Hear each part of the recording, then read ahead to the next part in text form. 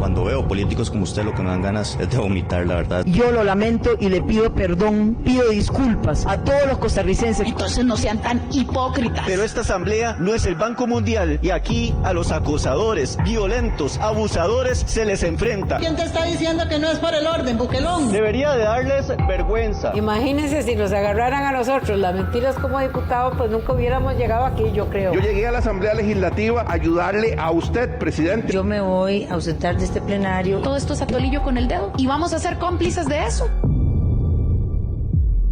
Delfino.cr presenta Curul en llamas, cubriendo y sufriendo la Asamblea Legislativa, porque alguien tiene que hacerlo.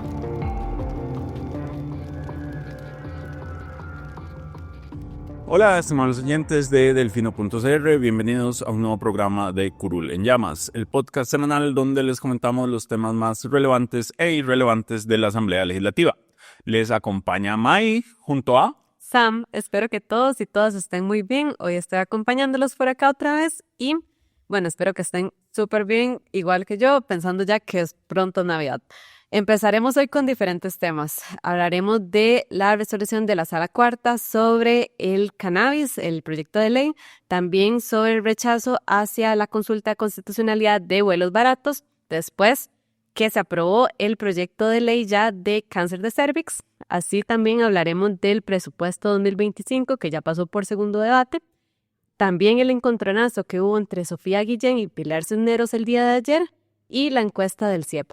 También tendremos nuestra sección de siempre, Pregúntele a Lucho, que bueno, ahora va a ser Pregúntele a May también. Y por último, mejores y peores propuestas de la semana. Entonces, empecemos, May. Démosle con el tema de la Sala Constitucional. Básicamente, el resumen es que la Sala cierra la puerta por completo a que en el país se pueda legalizar el cannabis de uso recreativo. ¿Qué fue lo que dijo la Sala, Sam? Sí, en realidad la principal argumentación va a ser que viola tratados internacionales que ya fueron ratificados por Costa Rica. Esta consulta había sido interpuesta por el Tribunal Supremo de Elecciones bajo el expediente 383, y bueno, lo que dijo la Sala fue que en estas convenciones ratificadas por Costa Rica se restringe el uso del cannabis a fines estrictamente médicos y científicos, prohibiendo expresamente su uso recreativo. Exacto. Ahora, cosas importantes para contextualizar. Lo primero es que hay que recordar, porque en redes todo el mundo dijo, ya están llorando los del Frente Amplio. Este era el proyecto del Poder Ejecutivo, que a pesar de que no había recibido primer debate, se pudo enviar la consulta porque el tribunal tenía en trámite una solicitud de recolección de firmas presentada por un ciudadano. En medio de ese trámite, el tribunal dijo como, bueno, yo siento que justamente ahí el proyecto de ley puede rozar con convenios internacionales, específicamente la Convención Única de 1961 sobre estupefacientes, la Convención de Viena sobre sustancias psicotrópicas de 1971 y la Convención de las Naciones Unidas contra el tráfico ilícito de estupefacientes y sustancias psicotrópicas de 1988, es decir, convenciones anacrónicas, básicamente, pero que a las cuales el país sigue suscrito y han sido ratificadas. Ahora, recordemos también, en temas de tratados internacionales, el Poder Ejecutivo tiene la potestad de salirse o de renunciar a estos convenios sin necesidad de pasar por la Asamblea Legislativa, a pesar de que su aprobación requiere el visto bueno de la Asamblea Legislativa. Pero la conclusión de la Sala es básicamente como el artículo 7 de nuestra Constitución Política establece que los tratados internacionales que son ratificados por el país tienen un rango superior a las leyes internas, es imposible aprobar legislación que vaya en contra de estos. Entonces, mientras los tratados se mantengan vigentes o no se reforme el artículo 7 de la Constitución, lo que la Sala está diciendo es no es posible legalizar el cannabis recreativo en Costa Rica. Básicamente cerró las puertas por completo. Bueno, y este proyecto de ley lo que buscaba, para recordarles, era regular el consumo del cannabis recreativo para personas mayores de edad en Costa Rica, y entre sus objetivos se encontraba establecer controles sobre la producción, comercialización y consumo responsable de la sustancia, además de desvincular su comercio del narcotráfico. Correcto. En fin, eso fue lo que pasó. No hay nada más que hacer, básicamente. La Sala dijo no es posible bajo las condiciones actuales que el país legalice el uso del cannabis recreativo. Pasemos al siguiente tema, Sam. Bueno, que esta semana la sala cuarta estuvo muy proactiva. Entonces hablemos del proyecto de ley de vuelos baratos que indicó que no tiene roces constitucionales. Correcto, recordemos que este proyecto el Ejecutivo está en contra, entonces diputados oficialistas y de Nueva República, me parece, que son los que les dan las firmas siempre, presentaron una consulta que no tenía mayor fundamento legal, no había realmente roces de constitucionalidad serios que se pudieran alegar, digamos, seriamente. Se metió nada más para retrasar su votación en el segundo debate y para que llegara el periodo de sesiones extraordinarias y el Ejecutivo no lo convoque. Es básicamente una medida de atraso. La sala lo rechazó sin decir mayor cosa sobre el fondo del tema. Sí, y para ampliar, May, en realidad la consulta sí, por la bancada oficialista fue presentada, pero también por el social cristiano Carlos Andrés Robles y el liberacionista José Joaquín Hernández. Correcto, los argumentos del gobierno es que, han dicho todo, pero bueno, que afectaría el turismo nacional porque permitiría que los turistas o las personas que vienen al país a hacer turismo, en lugar de quedarse en Costa Rica, decidan viajar hacia Centroamérica aprovechando estos beneficios. Ahora, se ha dicho mucho que el proyecto establece precios mínimos, lo cual no hace. Recordemos, el proyecto únicamente lo que señala es que los tiquetes que no pasen de cierto monto, que creo que eran 140 en caso de República Dominicana y 80 en caso del resto de países entre Costa Rica y Centroamérica, van a tener un impuesto reducido del impuesto que se paga por salir del país por vía aérea, que son $29, y si no me equivoco el cobro iba a ser de 14, básicamente el descuento que se aplica es de $15. La idea es que eso fomente que las aerolíneas cobren precios más baratos, sin embargo, estamos hablando de una reducción de $15 en el impuesto, entonces tampoco es como que sea algo significativo. Totalmente. Bueno, y la Asamblea entonces, como no tiene vicios de procedimiento ni de fondo, puede seguir con la votación en segundo debate, pero hay que considerar que seguimos en sesiones extraordinarias, entonces a menos que el Poder Ejecutivo lo convoque, pues tendremos que no que lo va a esperar convocar hasta febrero. Será hasta el 1 de febrero que la iniciativa pueda ser retomada, pero pasemos con el siguiente tema. Vamos con la aprobación del proyecto de ley contra el cáncer de cérvix. Esto fue el martes que se aprobó. Es una ley que surge para combatir el cáncer de cérvix, que también busca reducir las muertes relacionadas con esta enfermedad por medio de medidas de prevención, diagnóstico temprano y acceso ampliado a tratamientos. Este es importante también porque, bueno, se fomenta la vacunación contra el virus del papiloma humano en niños y adolescentes. Actualmente solo los niños de 10 años pueden recibir la vacuna a nivel público. Sin embargo, con esta nueva legislación podría cambiar radicalmente.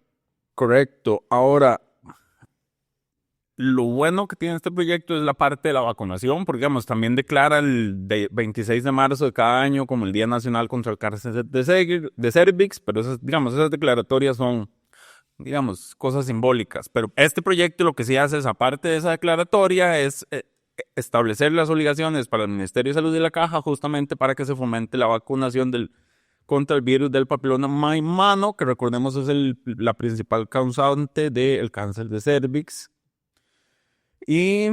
Bueno, y también se habla de provisión de pruebas de tamizaje para mujeres mayores de 20 años, asegurando su acceso gratuito, incluso para aquellas que no cuentan con seguro médico. Correcto, más cargas económicas que el Estado le asigna a la Caja. Eso es parte de las famosas deudas, digamos, porque toda obligación que se le da al Estado, que tiene que ser un servicio brindado por la Caja, se convierte en una deuda del Estado con la Caja. Y por eso es que hablamos tanto de la deuda de la Caja. Son el montón de servicios que no se han materializado en recursos económicos que el Estado le debe trasladar a la Caja. Este proyecto fue presentado por la diputada oficialista Paola Nájera, a la cual sorprendentemente le damos el reconocimiento de diputada de la semana después de que fue la comidilla del episodio anterior por haber aceptado públicamente, básicamente, cometer el delito de publicación de comunicaciones privadas. Pero en fin, así son las cosas en la Asamblea Legislativa. Una semana estás abajo y a la siguiente sos congresista de la semana. Pero bueno, creo que nada más con ese proyecto. Con ese estamos, exacto. Bueno, el martes pasó también que, hablando del presupuesto nacional 2025, el oficialismo y Nueva República pidieron a la sala anular aumentos a cultura, educación, FES y seguridad. Correcto. Algo raramente visto, el Ejecutivo, bueno, el oficialismo, básicamente presenta una consulta a la sala en contra de su propio presupuesto y en contra de recursos que se le asignan. Digamos, es que esto es difícil de comprender. La queja es que estos recursos vienen de la partida de pago de intereses, la cual la presidenta de la Comisión de Asuntos Hacendarios, doña Paulina Ramírez, ha señalado y probado en múltiples ocasiones que está sobreestimada por parte del Ejecutivo. Entonces se cogieron de esos recursos para trasladar a temas como el Incofer para la conclusión de las obras del proyecto de tren Paraíso-Cartago, atención de infraestructura vial en la ruta de San Carlos, la 35, aumentar recursos para la Cruz Roja, destinos CONAVI, también hay plata para el Incofer en tema de las obras del tren en Alajuela, recursos para el MEP, recursos para la Universidad Técnica Nacional, recursos para el COPROCOM, que es la Comisión de la Promoción de la Competencia del MEC, recursos para FODESAF, educación, cultura, son unas 40 mociones las que se están cuestionando. Ahora, en el caso del presupuesto nacional, porque en cualquier otro proyecto, una consulta de constitucionalidad, como pasó con el de vuelos baratos, detiene su aprobación en segundo debate. Sin embargo, como la Constitución Política establece que el presupuesto debe sí o sí quedar aprobado en segundo debate antes del 30 de noviembre. La ley que creó la sala de la jurisdicción constitucional señala que cuando hay plazos perentorios establecidos constitucionalmente o por otros motivos, la consulta no detiene la aprobación en segundo debate. ¿Qué es lo que sí puede pasar? Lo que puede pasar, que es que lo que se argumenta, el argumento principal de la consulta es que esos movimientos se hicieron sin estudios técnicos correspondientes y que la sala diga sí. Son, digamos, movidas irresponsables y las anule unas, todas o ninguna. Y diga que no, la justificación de que la partida del pago de intereses está sobreestimada es motivación suficiente para que se pueda hacer estos cambios. Ahora, también está dentro, y esto fue uno de los argumentos que daban, que lo plantean mal, pero que se aumentó el FES más de lo que la Constitución establece. El tema es que la Constitución establece un mínimo, que es que se reconozca el costo por inflación, por costo de vida. O sea, la partida del Fondo Especial de Educación Superior no puede ser menos que la del año anterior más inflación, básicamente. Y el Ejecutivo dice que eso va en contra de la Constitución porque le dieron más, pero en realidad, como es un mínimo, el más no está detenido. No es que la norma, el artículo constitucional dice el ajuste es costo de vida, punto. Es nada más establece que ese ajuste es el mínimo. Adicionalmente se consultaron normas de ejecución. Las normas de ejecución son, en algunos casos, malas prácticas legislativas. En algunos otros son contenciones para que el Ejecutivo se vea obligado a realizar ciertas cosas para la ejecución de los recursos.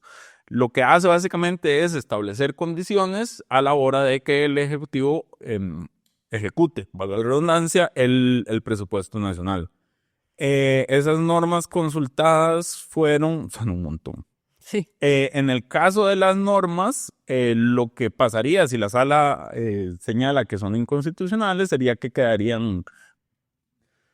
Este es un tema, lástima que hoy no está Lucho, porque si vos me preguntás a mí, la consulta como tal no elimina las partidas, habría que meter una vez el presupuesto. O sea, la consulta básicamente es completamente inocua, porque como se consulta el texto, lo que pasa es que la sala dice como, ok, eso estuvo mal hecho, pero no lo eliminen inmediatamente.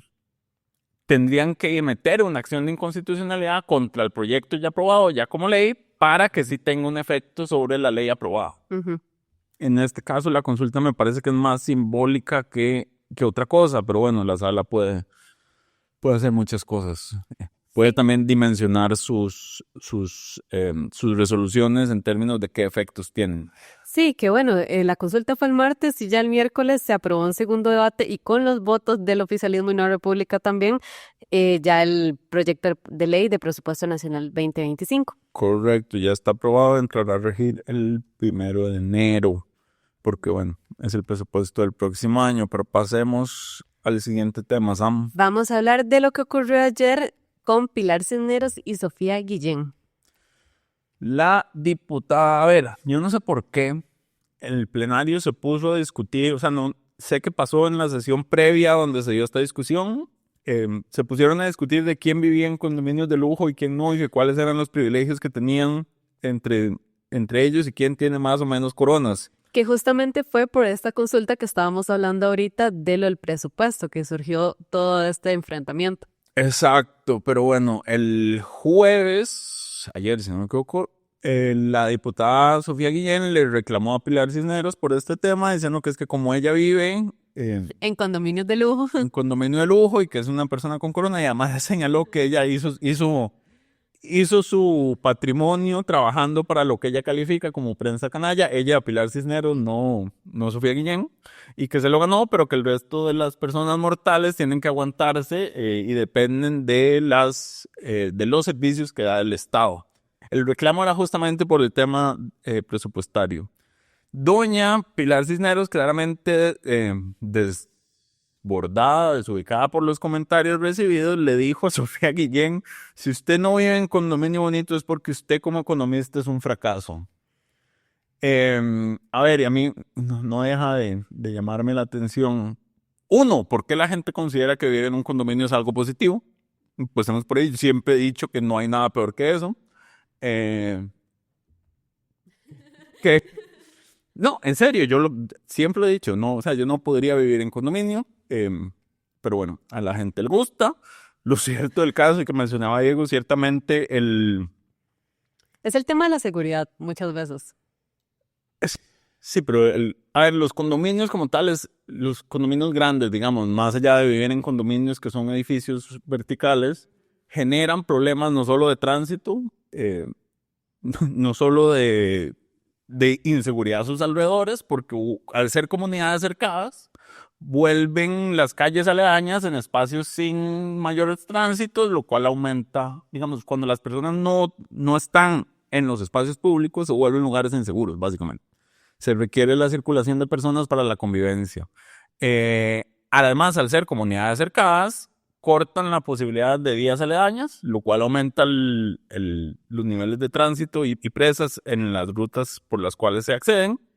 Y, a ver, hechos recientes que de este año nos recuerdan que vivir en un condominio no es necesariamente algo más seguro. Todos recordamos el lamentable incidente entre dos vecinos que terminó con el fallecimiento de uno. Pero bueno, la discusión sobre condominios llegó al plenario. Sí, al final Pilar les dijo que a diferencia de ustedes, Fracción Amarilla, absolutamente egoísta, les deseo de corazón que a sus 70 años puedan vivir en un bonito condominio, porque no soltaban esa retórica. Correcto. Igual le tiró a ver, y considerar, a ver, es que Pilar Cisneros, si se viera en el espejo, ella le dice como que es una fracasada como economista porque tiene un salario de 4 millones y no vive en un condominio, y es como... Pero bueno, primero, a ver, el salario de 4 millones, eso hay que aclararlo, es el monto bruto. Porque parece que cuando se quieren tirar entre ellos se les olvida que ninguno recibe realmente los 4 millones, reciben 3 después de las reducciones de ley que se les tienen que hacer, básicamente. Y lo otro es, a ver, es un salario transitorio. O sea, yo no me voy a endeudar con un salario de 3 millones de colones sabiendo que es solo por 3 años y después tengo que ir a ver en qué trabajo fuera de la Asamblea Legislativa. Entonces tampoco tiene sentido como voy a endeudarme con salario de 3 millones neto, siendo que es algo transitorio por 4 años. Y lo otro que me parece nefasto es vincular necesariamente el éxito profesional o de una persona a dónde decide o no vivir. Sí, súper individualista en realidad también. Exacto. Además, si el diccionario tuviera una definición de qué es de fracasar como ser humano, tendría la imagen de Pilar Cisneros, digamos, porque no hay señora más contradictoria a lo largo de su carrera que esta. Y yo lo he dicho abiertamente en múltiples ocasiones, para mí Pilar Cisneros, más allá de ser una mala diputada, es una mala persona, o sea, como ser humano. Pero bueno, en fin. Pasemos al siguiente tema, Sam. Vamos con la encuesta de opinión sociopolítica del CIEP que salió esta semana. Correcto, el Centro de Investigación y Estudios Políticos. De Estudios Políticos de la Universidad de Costa Rica presentó su última encuesta de este año, en el cual hay algunas cosas interesantes y otras redundantes. Sí, que ya se vienen dando, exacto. ¿Qué es lo redundante? Por lo menos vinculado al quehacer legislativo. La Asamblea y los partidos políticos siguen siendo las instituciones peor valoradas. Las mejores valoradas, digamos, interesante que es, a pesar de todo el discurso oficialista que se ha hecho en contra de las instituciones públicas, todas las instituciones básicamente se sostienen en los niveles que han estado históricamente. No hay mayores variaciones ni a favor ni en contra. Es decir, el discurso no es efectivo en el ataque a las instituciones, las personas siguen confiando en el nivel que confiaban antes de este gobierno de las instituciones. Lo que sí es algo extraño o no, digamos, atípico, es que la gestión del mandatario, después de haber caído consistentemente durante este año, subió en esta última medición. La valoración de Rodrigo Chávez como presidente llega a un 63%, lo cual para un presidente en sus ya más de 2 años en ejercicio es poco común. Es atípico, pero bueno, también es la figura más visible de este gobierno. La valoración del gobierno es un poco más baja que la del mandatario, pero se mantiene también subió a un 57% en esta ocasión. Sí, que en realidad lo que se consolida también es un apoyo personalista al mandatario, que esto no se va a traducir siempre en un apoyo a un partido, porque sabemos todo lo que ha pasado desde el Progreso Social Democrático hasta las ramificaciones que salieron de y bueno, que el presidente... Correcto, la encuesta muestra que solo el 15% de la población tiene una afiliación partidaria, o sea, sigue habiendo una gran mayoría alejada o enferma de los partidos políticos. Y, a ver, lo otro interesante en cuanto a la valoración de la gestión del gobierno, yo discutí esto con un amigo que me topé el otro tema, y es que cuando uno analiza la forma en que gobierna Chávez gobierna como si fuera oposición, lo cual desubica por completo a la oposición, porque la oposición no sabe desde dónde es que está operando. Gobierna como oposición y es oposición a la institucionalidad y la Constitución, pero sus discursos son los discursos que uno esperaría de una fracción de oposición hacia el Ejecutivo. Entonces, esto claramente tiene completamente desubicado a la oposición, porque la oposición no puede gobernar. Y además, cuando la oposición hace cosas, como por ejemplo aprobarle proyectos al Ejecutivo, el Ejecutivo también le saca réditos a eso, que no se convierten... A ver, es una situación imposible, básicamente. Yo decía, porque si le bloqueas los proyectos, te ataca por bloquearlos. Y si le aprobas los proyectos, él se deja el rédito político de las cosas que se hacen. Y por eso es que la oposición está completamente desubicada y no sabe desde dónde operar. Y bueno, también están desubicados porque no logran posicionar, o sea, no existe una figura como tal, legitimada, como la voz de la oposición, que pueda realmente discutirle a Chávez o hacerle frente y señalar estas cosas. Nomás que nadie dice, es que usted no está gobernando, usted está haciendo oposición de su propio gobierno. Usted básicamente lo que está haciendo es saboteándose para decir que nosotros lo saboteamos y poder sacar réditos políticos de esto. Y esto es lo que las personas, lo que la oposición no logra visibilizar, no logra encuadrar, y las personas, la mayoría, según revela la encuesta, no logran entender o no están viendo realmente.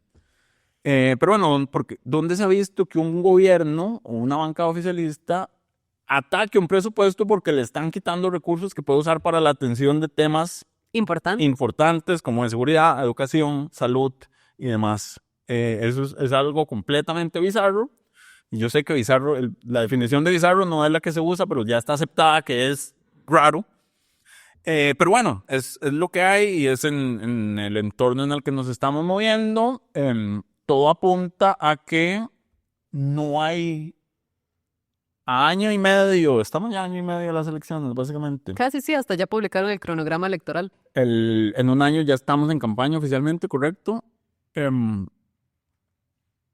No sabe la oposición ni los partidos políticos cómo atacar el fenómeno de Chávez. Y si se confirma la gran hipótesis, que es que Chávez va a renunciar a la presidencia y se va a tirar como candidato a diputado, va a ser un problema serio para el país, pero también para los partidos políticos, porque ahí sí se traslada automáticamente el apoyo del mandatario a un partido político y se resuelve ese tema del traslado de la popularidad a un apoyo político como tal.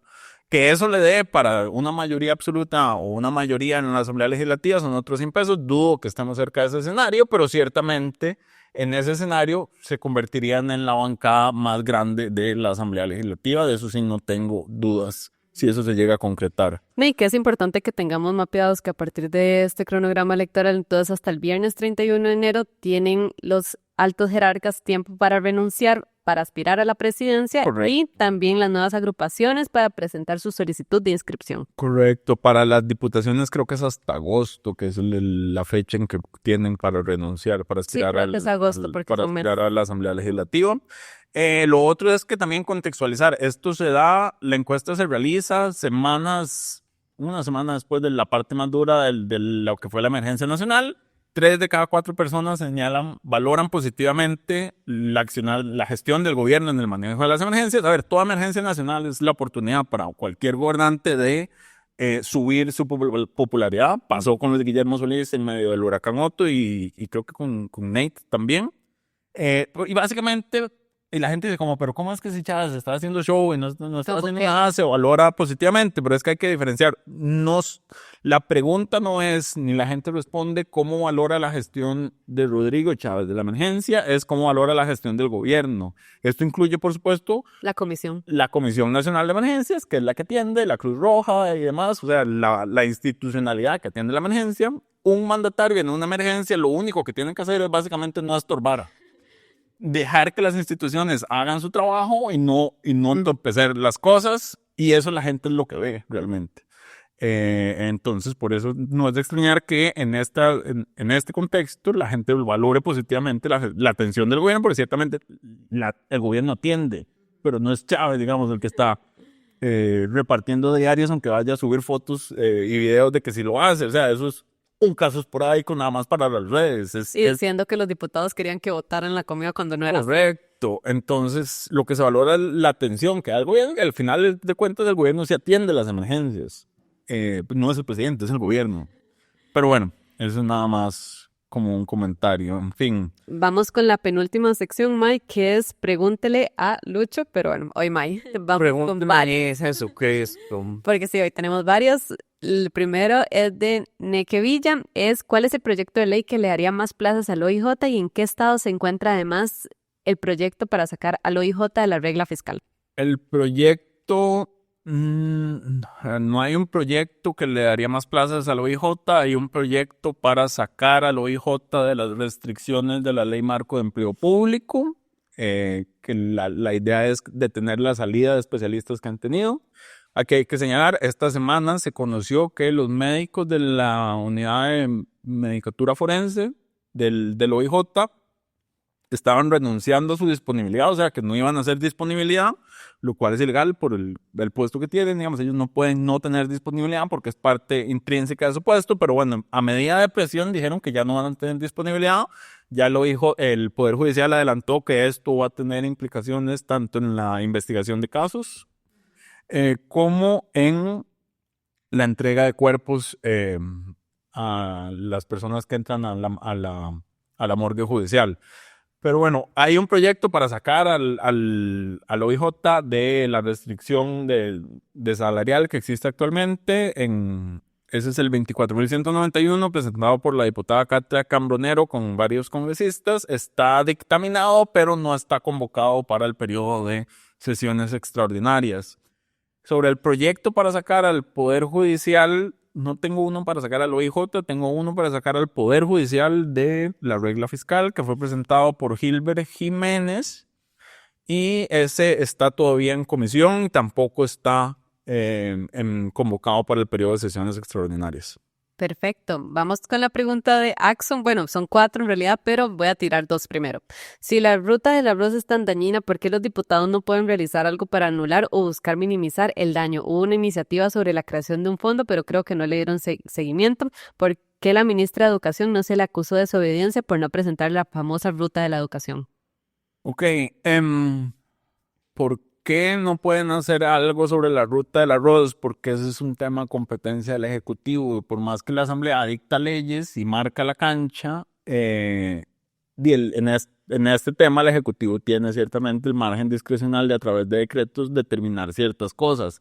Hubo un proyecto que pretendía volver a restablecer los aranceles para crear este fondo, que creo que presentó Ariel Robles, si no me equivoco. El problema es que esos aranceles están, digamos, creo que a partir del 2025 entran a regir las reducciones del Tratado de Libre Comercio. Entonces, eso implica que por ley, como ya dijimos, el Tratado Internacional está por encima de las leyes nacionales, entonces no hay una solución viable que la Asamblea tenga para este tema. Porque igual a partir de enero del próximo año ya los aranceles iban a bajar a los que tiene el Ejecutivo o a los que el Ejecutivo puso vía decreto en la relación comercial con Estados Unidos, que no es uno de los principales productores, pero ante la baja de aranceles podría serlo. Pero sí. Y sobre la ministra de Educación, ¿por qué no se le acusó de desobediencia? Ella pidió un plazo adicional para la presentación de la ruta de la educación y, digamos, solicitar el plazo te habilita que no te, si lo justificas correctamente, te habilita que no te acusen por desobediencia. Yo diría que no se le ha acusado de desobediencia todavía. Pero bueno, esa es la razón. Bueno, las otras 2 preguntas es ¿qué ha sucedido con el tema de regulación vigente a los límites de los datáfonos que se estuvo discutiendo su modificación y realmente se creó un impacto tan negativo al eliminar la garantía del Estado? En su opinión, ¿creen que contribuye al desmantelamiento de la banca estatal? Ok, estas preguntas. El tema de los datáfonos no está convocado para el periodo de sesiones extraordinarias, entonces está congelado en este momento y creo que no había avanzado mayor cosa en el periodo de sesiones ordinarias. Y ¿se crea un impacto negativo al eliminar la garantía del Estado? Sí, principalmente si vemos lo que pasó con las Copeservidores. El fondo de garantías que existe no cubre todos los montos, digamos, cubre hasta 6 millones de colones y no es suficiente. La garantía del Estado es una garantía superior a esa. Y creo que contribuye al desmantelamiento de la banca estatal, pues de un gobierno que abiertamente ha dicho que quiere vender la banca estatal. No es nada raro que eso sea lo que está detrás. No recuerdo quién presentó ese proyecto, creo que es del Ejecutivo, si no me equivoco, pero ciertamente le elimina una condición de ventaja o por lo menos reputacional que tienen los bancos estatales sobre la banca privada. Lo que yo no estoy completamente seguro, no tengo un estudio de mercado, no sé si existen, es cuánto influye en las personas la decisión de utilizar X o Y banco el tema de la garantía del Estado. Entonces no puedo decir que existe una relación entre quitar la garantía y querer afectar a los bancos públicos, porque no sé si la gente realmente toma esa decisión. Yo creo que para la mayoría de las personas, la decisión de en qué banco tienen sus cuentas pasa por en qué banco me pide la empresa que me va a depositar el salario, básicamente. No es una decisión. O sea, yo no creo que la mayoría de las personas diga, ok, voy a estar en el BCR y no en el BAC, porque el BCR tiene garantía del Estado. O sea, ese no es un análisis que la persona a pie yo considero que hace. La persona a pie dice como mi empleador me deposita, me dijo que abra una cuenta en el banco X, porque ahí es donde me van a depositar el salario y eso es lo que los mueve realmente. Entonces, sí, me extendí más de la cuenta en ese. Bueno, Iván Herrera pregunta, en caso de aprobarse una asamblea constituyente, ¿cómo se conformaría? ¿Quién la elegiría? ¿Cómo se redactarían? ¿Aprobarían los nuevos artículos? ¿Quién supervisaría el proceso? ¿Y cómo se garantizaría el respeto a las convenciones internacionales? ¿Qué impacto tendría para el aparato estatal, especialmente para el Poder Judicial? Ok. En teoría política se habla cuando hablamos de constituciones, de que existe el poder constituyente y el poder constituido. El poder constituyente es el que básicamente forma la constitución y es, en mayor o menor medida, omnipotente. Es decir, la constituyente misma se define sus reglas, su forma de operar y no tiene ningún límite en qué puede o no modificar. Es plenipotenciaria básicamente porque se constituye como tal, digamos, es como al ser constituyente, tiene la capacidad de normar absolutamente todo, desde su operación interna hasta el resultado final. Por eso es que las constituyentes son procesos complicados, y no díganselo a Chile, que ha pasado por dos y no ha logrado que sea aprobada finalmente en una votación popular. Y ese es justamente el problema. No hay nada. ¿Quién supervisaría el proceso? La propia constituyente. ¿Quién la elegiría? Habría que hacer una convocatoria de elecciones de constituyente propiamente. La asamblea, digamos que es el constituyente derivado, es la que definiría, cuántas personas estarían en esa constituyente, qué plazo tendría para trabajar, y no hay forma de limitar qué temas se verían en esa constituyente. Por ejemplo, en una constituyente se podría reformar el actual artículo 7 que dice que los tratados internacionales están por encima de las leyes y señalar que los tratados internacionales están al nivel de la ley y en todo lo que contradigan la ley ordinaria no serán considerados. Una constituyente tiene, porque es plenipotenciaria, tiene la capacidad de hacer básicamente todo lo que quiera.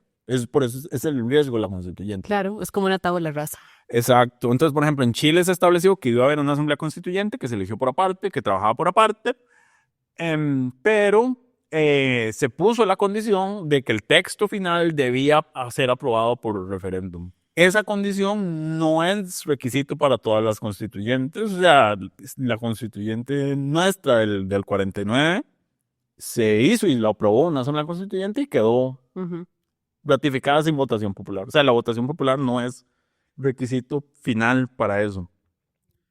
¿Y qué impacto tendría para el aparato estatal? Lo puede reformar por completo. Puede reformar la forma en que se elige, la forma en que opera, el presupuesto que tiene. Puede definir, digamos, redibujar absolutamente por completo todo el Poder Judicial. Ok. ¿Alguna otra pregunta? Perfecto, con ese tema estamos. Y con el siguiente es porque Lucho en el episodio pasado contó que había ido a varias convenciones internas de partidos a votar. Entonces, si podíamos explicar un poco qué fue lo que pasó con la base de datos del PAC, que si es ilegal que los partidos tengan registros de sus personas afiliadas, o lo ilegal fue que el PAC publicó la lista. No es ilegal que los partidos tengan bases de datos de sus personas afiliadas. Lo que es ilegal es que estas sean de acceso público, porque la afiliación partidaria es un dato sensible y por lo tanto está resguardado. Claro. La siguiente es de Ronald, que envió 2. ¿Qué le puede ocurrir a un diputado de encontrarse culpable de algún delito, como por ejemplo Jorges y Nájera, con esto que se podría investigar en la fiscalía en sus respectivos casos, les quitarían la inmunidad? Ok, esto opera al revés. Recordemos que lo que existe en Costa Rica es inmunidad, no impunidad. Y lo que hacen, en resumidas cuentas, es que no puedan las personas con fuero, digamos, diputados, ministros, jerarcas y demás, no puedan ser investigados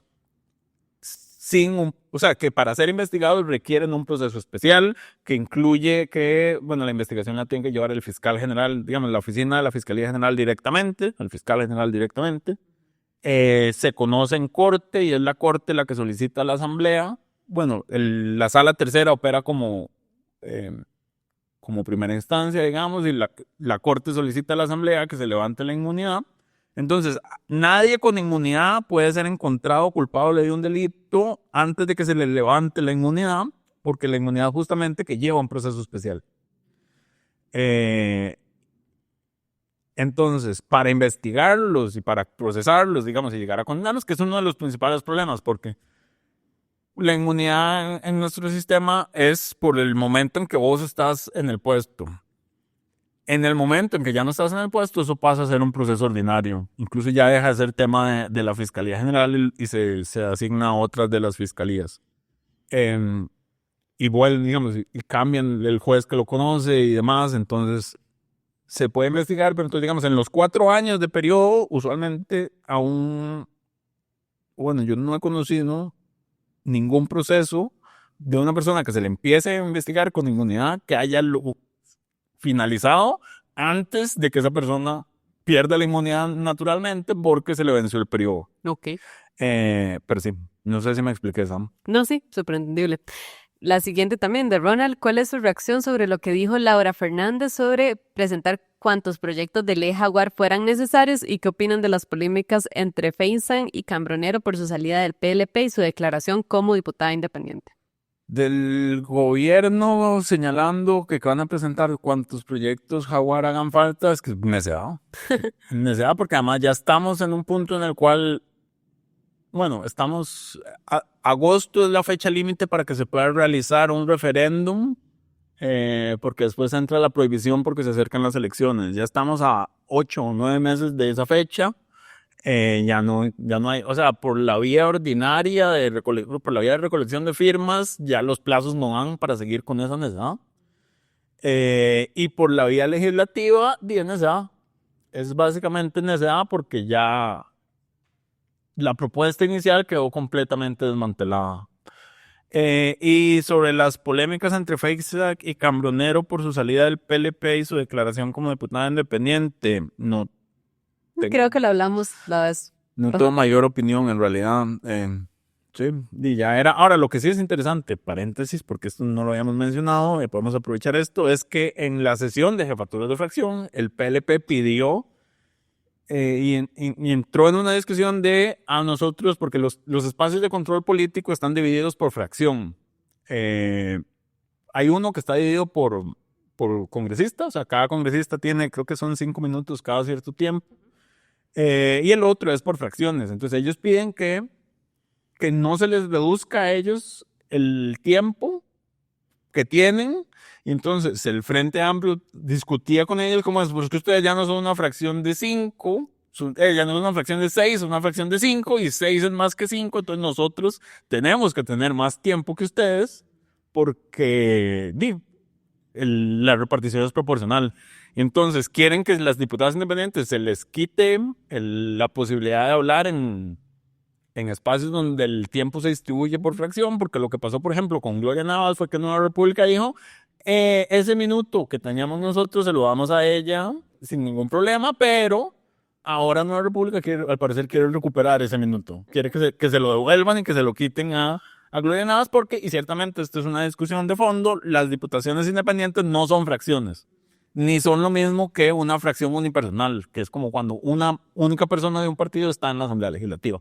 Entonces, si hay cosas o potestades que deberían perder, pero que por cortesía parlamentaria se les ha mantenido. Lo que más me llamó la atención fue Nueva República argumentando que es que las diputaciones independientes no son una fracción cuando ellos nacieron como bloque y se hacían llamar el bloque independiente cuando diputados afines a Nueva República se separaron de Restauración Nacional el periodo pasado. Entonces, las contradicciones de la vida no dejan de llamarme la atención cuando se presentan estos casos. Vamos con la pregunta de José Leonardo. ¿Cómo va la propuesta para cambiar la forma de elección de los diputados? No existe en este momento en la Asamblea Legislativa ningún proyecto de reforma constitucional para cambiar la forma en que se eligen las y los diputados. Perfecto. Esa es la respuesta corta. La de Alejandra Santamaría, ¿de quién fue la idea del programa? ¿Cómo se involucraron? La idea del programa fue de Diego, si no me equivoco. Esto fue en el 2019 y decidimos en aquel momento que teníamos porque se decía que los podcasts eran el futuro y que todo el mundo iba a consumir noticias por podcast, entonces que teníamos que sacar productos, contenido en formato podcast Sacamos como 5 productos en ese momento, 5 podcasts distintos. Curul en Llamas es el único que sobrevive. Y, ¿por qué no sé? ¿Por qué no sé? Es el único que sobrevive. Todos los demás dejaron de grabar y nosotros seguimos semana a semana desde hace 6 años, desde hace 5 años, grabando lo que sucede en la Asamblea Legislativa. Muchas gracias a todas las personas que nos mantienen ahí. Gracias a ustedes seguimos. ¿Y cómo se involucraron? En nuestro trabajo. Es básicamente para lo que nos pagan hacer esto. Ajá. Un saludo al jefe. Un saludo al jefe. Vamos con Huffs. ¿Pueden explicar un poco el decreto que firmó Chávez que le permite dar órdenes directas a la UEI? ¿No es eso la instrumentalización de una fuerza policial que va a poder usar a su antojo? Ok, lo primero que voy a señalar es, si ustedes notaron, Delfino.cr no sacó ninguna noticia sobre el decreto de la UEI, y eso es por una razón de fondo. Nosotros vimos el decreto y dijimos, ok, a ver, creo que nos dimos cuenta del decreto por los titulares que salieron en otros medios. Creo que alguien tituló que el Chávez modificaba las funciones de la UEI para que pudiera hacer allanamientos. La discusión dentro de la redacción fue, no importa qué policía haga allanamientos, no importa si es el OIJ, la Fuerza Pública o la UEI, todo allanamiento en este país todavía se puede realizar únicamente si lo autoriza un juez. O sea, y el decreto no señala Chávez va a poder ordenar allanamientos.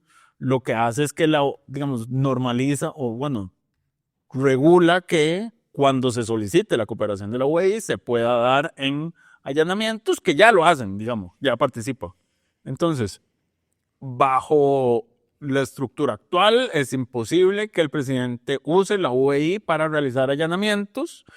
Cualquier allanamiento que hiciera la UEI bajo ese esquema sería ilegal y anularía toda la prueba que básicamente mataría cualquier caso en el que se meta, porque anularía toda la prueba. Y si el decreto le permite dar órdenes directas, la UEI responde a la Presidencia de la República antes de este decreto. O sea, eso era así más bien. Eso ya es así. Hay un proyecto presentado por el diputado del PLP, Gilberto Campos, para cambiar esto y sacar a la UEI de Presidencia. Y pasarlo al Ministerio de Seguridad. Pasarlo al Ministerio de Seguridad Pública, como las otras fuerzas de policía. Recordemos que en este país las fuerzas de policía están distribuidas en todo lado.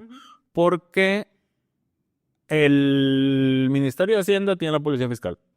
Gobernación y Policía tienen la Policía Migratoria. ICT la turística. ICT tiene la turística. Seguridad tiene varios policías.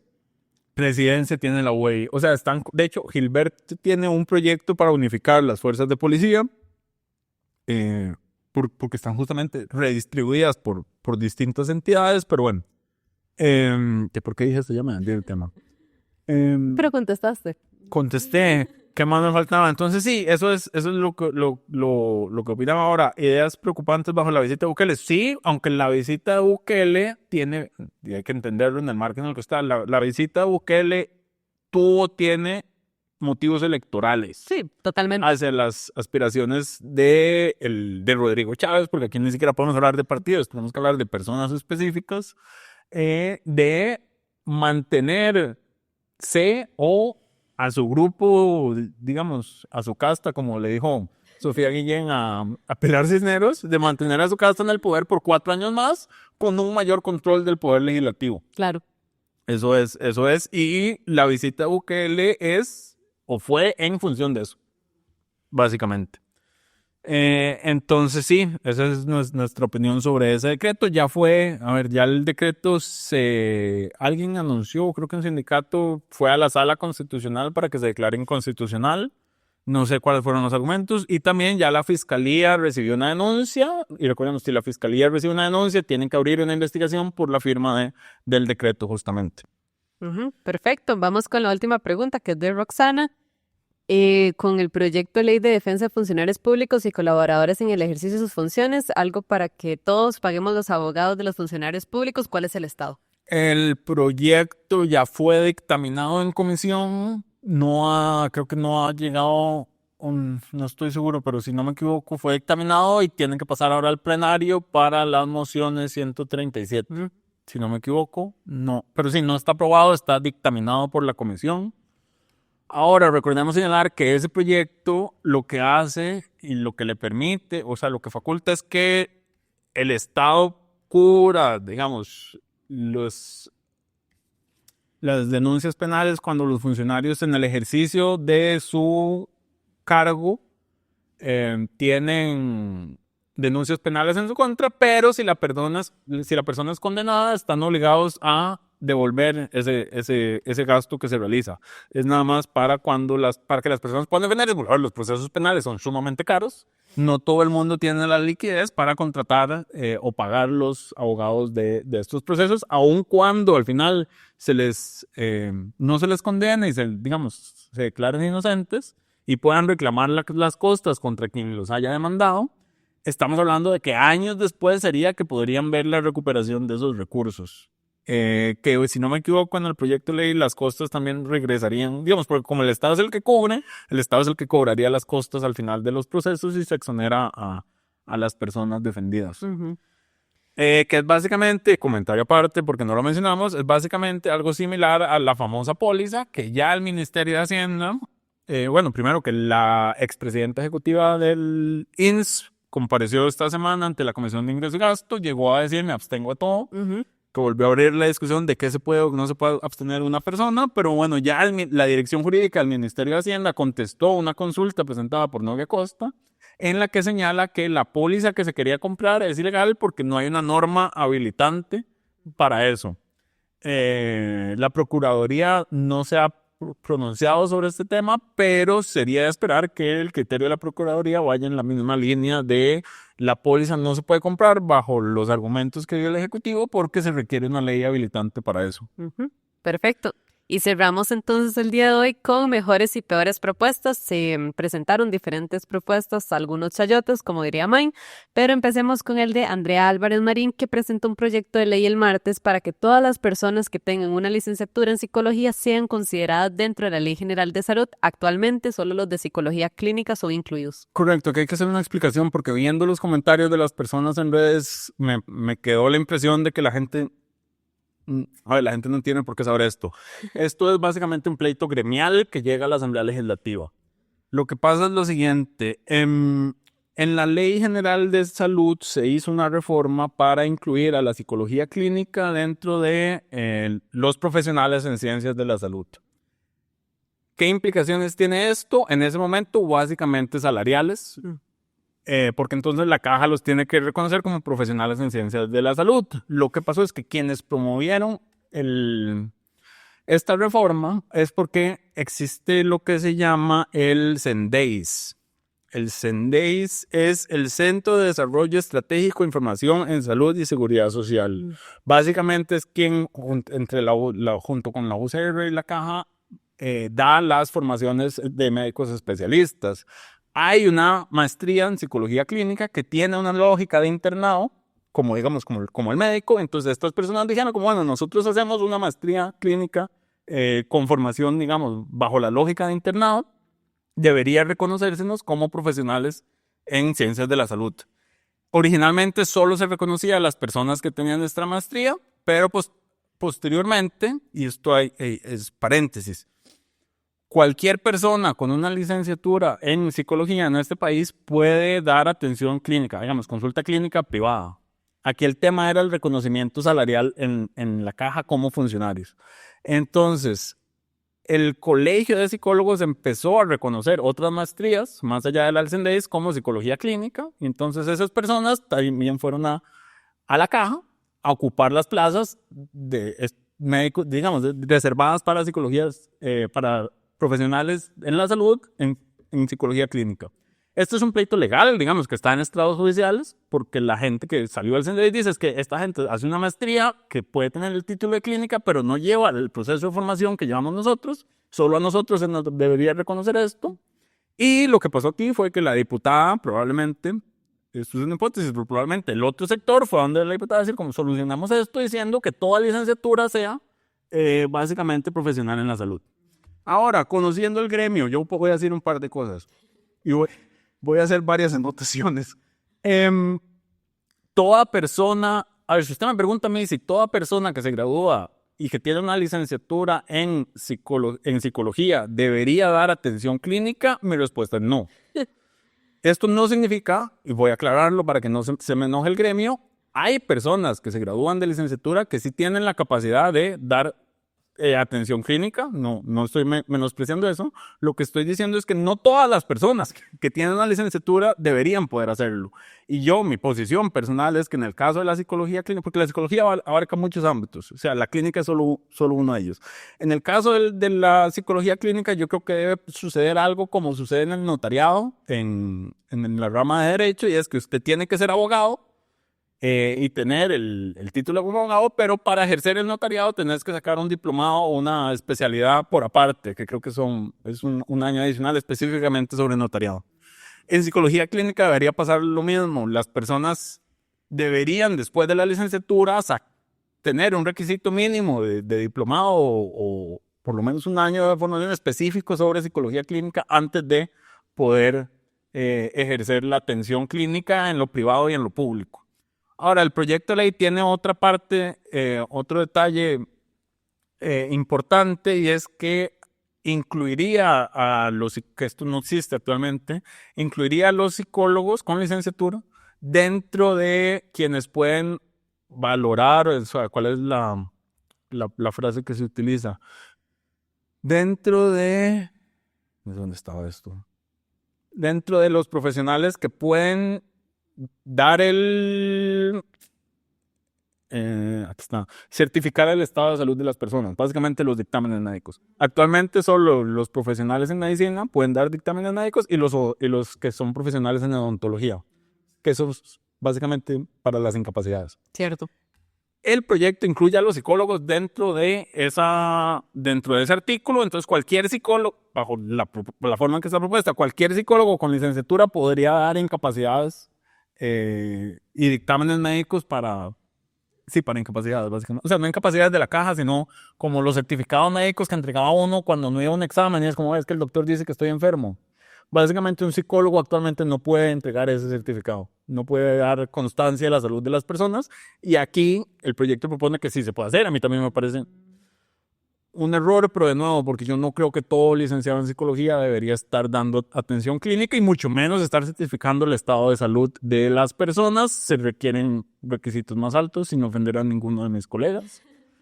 Pero sí, esa era mi posición sobre este tema. Claro, tiene sus pesos y contrapesos, pero bueno, sigamos con el siguiente, que es que el lunes se presentó ya el cuarto proyecto sobre crucitas, y este es por parte del Ejecutivo. Los demás han sido por ahora la independiente Katia Cambronero, el oficialismo y el Frente Amplio. Correcto.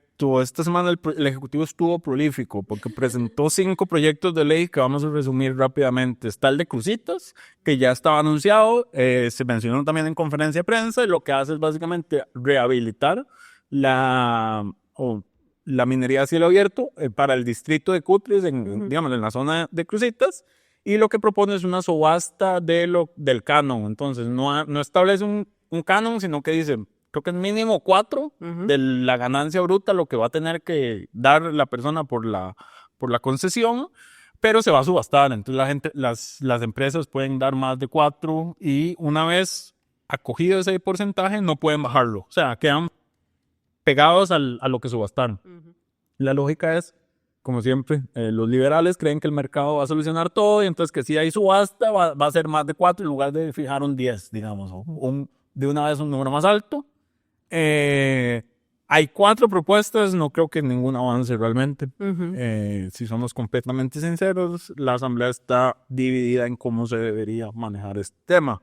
El otro proyecto que presentó el Ejecutivo fue para cerrar el Ministerio de Gobernación y Policía. Sí, que lo que busca es suprimir dicha cartera ministerial y distribuir sus competencias y órganos adscritos a otros ministerios con el fin de, según el gobierno, optimizar la gestión pública y los recursos. Correcto. El tema es que, si no me equivoco, desde el gobierno de Laura Chinchilla de Óscar Arias no hay un ministro o ministra de Gobernación y Policía, sino que siempre el jerarca de seguridad carga con ambas carteras. Usualmente hay un viceministerio que es el que hace como la cabeza de ese ministerio completo, contrario a lo que pasa con otros ministerios sin cartera, este no es uno de los que se puede eliminar por criterio ejecutivo porque está establecido en una ley, y ciertamente lo que se hace actualmente es tener un montón de dependencias, órganos adscritos, porque ahí está la imprenta, Dinadeco está Migración y Extranjería, y el Tribunal Administrativo Migratorio. el TAM, y también está, bueno, creo que esos son. Son esos 4, sí. Exacto, pero esos 4, no, y también está la Oficina de Control de Pautas, si no me equivoco. La de propaganda, control de propaganda. Pero digamos, el 80% del presupuesto del ministerio va a esas instituciones adscritas. Entonces es como tratar de unificar algo que se separó o que estaba separado en algún momento. Totalmente. ¿Qué más? El Ejecutivo también presentó un proyecto para dar concesiones en la famosa milla fronteriza. Hay un problema porque la milla fronteriza es reserva natural. El proyecto tiene el pero, digamos, que esta es una discusión legal porque la Constitución dice que solo la Asamblea puede desafectar y afectar terrenos. El proyecto lo que hace es que dice como, bueno, en este caso va a ser la Dirección de Parques Nacionales, si no me equivoco, ¿no? Porque lo que se propone es, que es un problema que han tenido muchos proyectos que han intentado solucionar este tema, es que la sala ha dicho, como esto es reserva natural, usted tiene que compensar. O sea, por cada terreno que usted quita, tiene que crear reservas naturales equiparables en otras partes. Sí. Entonces, ese cambio de uso de los terrenos le quedaría facultado al INDER, ¿no? No, el INDER diría cuáles y hay el Consejo Nacional de Áreas de Conservación. El Consejo es el que diría, ok, está bien, y se desafecta. Entonces, que ese sea un acto administrativo es altamente cuestionable. Lo que debería suceder es que el INDER defina cuáles terrenos tienen que ser y pida la desafectación directamente a la Asamblea Legislativa porque es por terrenos. Digamos, cuando uno ve un proyecto de desafectación, por ejemplo, él tiene que señalar de quién es, cuál es su uso actual, qué plano catastrado tiene y demás, porque son trámites muy administrativos. Pero bueno, ya me extendí más de la Y con el Poder Ejecutivo creo que esos son los 3 que vimos, pero también Mike quería que habláramos del de María Marta Carballo del PUSC, que presentó 3 proyectos de ley. Jesucristo, sí. María Marta Carballo, yo creo que ella es una persona con buenas intenciones, lamentablemente no con el mejor despacho. Ella presentó 3 proyectos de ley para básicamente fomentar la inclusión de mujeres en el ámbito laboral, lo cual es una buena intención. Las propuestas, o sea, las que están bien redactadas, es una para que las cooperativas de mujeres puedan vender sus servicios con un IVA reducido, bienes y servicios con un IVA reducido, tendrían una tarifa del 4% en lugar del 13% actual. El otro es para reducirle el impuesto de la renta a las mujeres que sean jefas de hogar y trabajadoras independientes. Lo que hace es que básicamente le reduce los tramos a la mitad, excepto el más alto. De nuevo, esto es una de las cosas.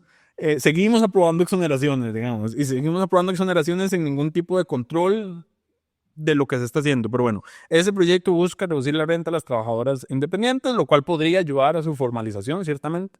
Y a ver, aquí el problema que no se menciona, pero es que la tarifa que pagan las personas trabajadoras independientes es mucho más alta que la renta que se le cobra a las personas asalariadas. Y eso siempre ha sido así, es un problema, pero bueno, por lo menos propone una solución para las independientes que sean jefas de hogar.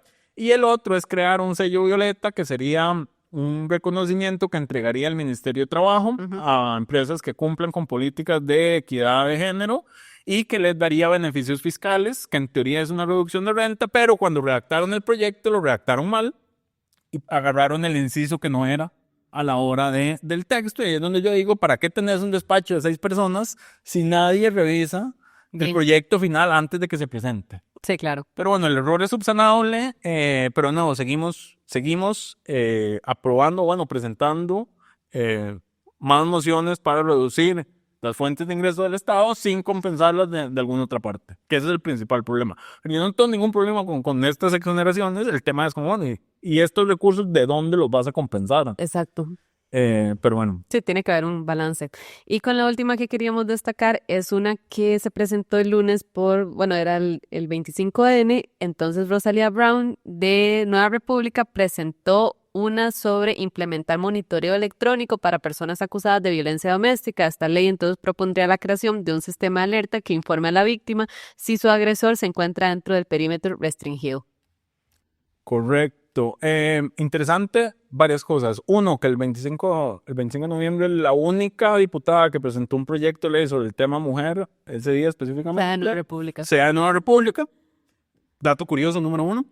El proyecto, aquí hay que recordar, es para personas acusadas. Recordemos que la ley contra la violencia doméstica establece que se pueden se pueden establecer medidas preventivas para la protección de la víctima, aunque no el proceso, o sea, aunque la persona no esté condenada. O sea, durante el proceso se pueden establecer medidas de protección. El proyecto señalaba que en 2022 serán sus datos. El Poder Judicial registró 130.399 casos en que se incumplieron estas órdenes judiciales de protección. De ellos, 1.188 fueron hombres contra sus parejas y 211 fueron mujeres. Exacto, y además que establece este proyecto que sería el Poder Judicial junto al Ministerio de Justicia y Paz los encargados de implementar este sistema de alertas, ya sea por aplicación móvil o otro medio tecnológico. Correcto, esto es lo interesante porque lo que dice no solo que se pueda establecer el monitoreo electrónico como el que existe actualmente para personas privadas de libertad con otros tipos de condenas, o sea, las que pueden andar con tobillera básicamente, sino que dice que se tiene que establecer la tobillera, pero se tendrá que crear un sistema que le alerte a la persona y a las autoridades si la persona con las medidas viola el perímetro establecido. ¿Cuál es el único problema del proyecto? No tiene fuente de financiamiento. Exacto. Nada más dice que el Poder Judicial deberá presupuestar dentro de su presupuesto, o sea, deberá incluir dentro de su presupuesto los recursos necesarios para la implementación y operación de este sistema. Señala también que proyectos similares han sido implementados de forma exitosa en otros países como Panamá, España, Argentina, Reino Unido. Mi único pero es el tema de dónde, de nuevo, no podemos seguir aprobando exoneraciones, reduciendo los ingresos del Estado y metiendo cargas adicionales sin definir de dónde van a salir los recursos. Sí, totalmente. En fin, pero eso es todo. Por hoy, eso es todo. Eso es todo por esta semana. Yo espero que todas y todos pasen un muy lindo diciembre porque yo me voy. Nos vemos de mayo hoy. Hoy me voy, exacto, mi último día laboral formalmente. Dijo, no me... Pero sí es mi último día grabando. Espero que todas tengan un lindo diciembre y yo les veré en enero del próximo año. Quedan con Samantha y Lucho por las próximas 2 semanas. Así es. Chao. Delfino.cr presentó Curul en Llamas, cubriendo y sufriendo la Asamblea Legislativa, porque alguien tiene que hacerlo.